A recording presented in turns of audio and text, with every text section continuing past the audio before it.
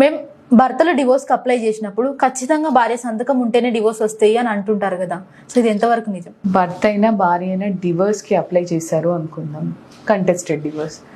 Okay, భార్య apply చేసింది, భర్త వచ్చి కంటెస్ట్ చేయలేదు, అది ఎక్స్పార్టీ డివోర్స్ కింద అయిపోతుంది. ఓకే, భర్త వచ్చి నాకు ఇష్టం లేదు అని కొట్లాడాడు అనుకుందాం, ఓకే నాకు ఈ విడాకులు వద్దు అని పోట్లాడాడు అనుకుందాం.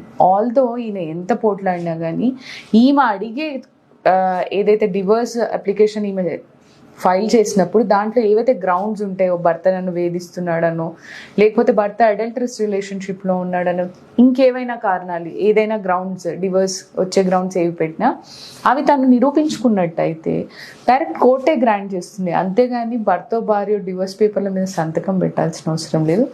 ఒకవేళ మ్యూచువల్ కన్సెంట్ అయితే అప్పుడు ఇద్దరు కలిసి ఒక పిటిషన్ ఒకటే దాంట్లో సైన్ చేసి కోర్టుకి అప్లై చేస్తారు, మాకు మ్యూచువల్ డివోర్స్ మేము కోరుకుంటున్నాము, మాకు విడాకులు అనేది గ్రాంట్ చేయండి అని.